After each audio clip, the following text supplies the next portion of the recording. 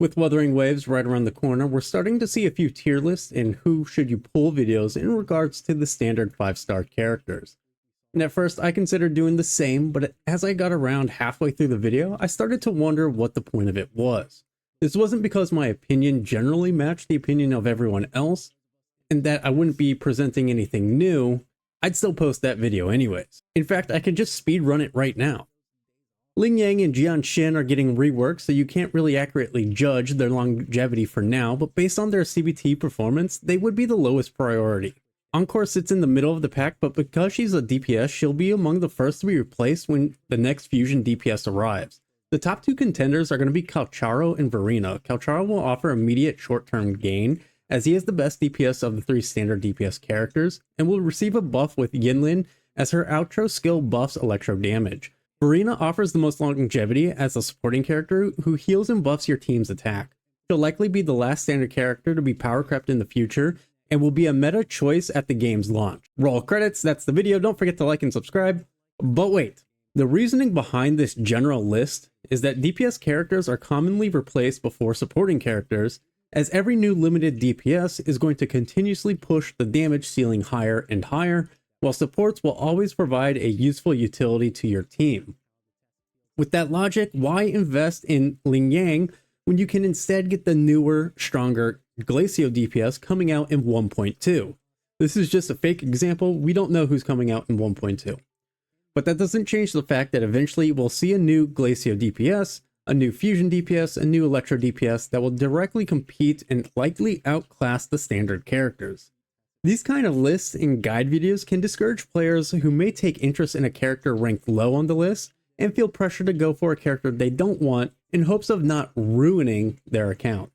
Case in point, Verina is the undisputed best standard 5-star character as of this moment, but many find her unappealing due to her design or gameplay and don't want to feel like they have to pull for her. But as I got done watching a video of Baizhi solo clearing hologram Mephis 4, I came to the conclusion that tier lists at the launch of the game are going to be largely pointless for the vast majority of people. If you can get good enough to solo clear stage 4 with a 4-star healer, who is arguably one of the lowest rated characters for CBT2, then what the hell is the point of trying to figure out who's the best standard character is when you could be clearing endgame without any of them? And while the video was only Mephis 4 and didn't showcase the highest hologram level, level 6, level 4 is still no joke. Casuals are going to get filtered out by like level 2 or 3. So seeing somebody able to clear Mephis 4 with a healer on a DPS build is still pretty crazy. So the absolute best 5-star standard character you can focus on is quite literally anyone. Even when the brand new limited Glacio or Fusion DPS is released that is outclassing Ling Yang or Encore, it won't matter because you'll still be able to clear what the game has to offer with Ling Yang or Encore. This is because unlike many other gachas, Wuthering Waves is largely skill based. Now you will still have to meet stat checks because even if you hit all of the perfect dodges and counters, you still have a timer to beat as well. And if the damage isn't there, you won't get the clear. However, the stat check is a far more forgiving wall to clear compared to the skill wall that will gate the later in-game stages. Skill and stats will look to have some sort of inverse relationship with each other, where if you are a skilled player, you'll need less stats because you can challenge stages under-leveled with minimal gear and rely on your ability to perfect dodge, counter, and string together your combo rotations. And if you aren't a skilled player, you will require higher levels, stats, and echoes in order to make up for your own mechanical shortcomings.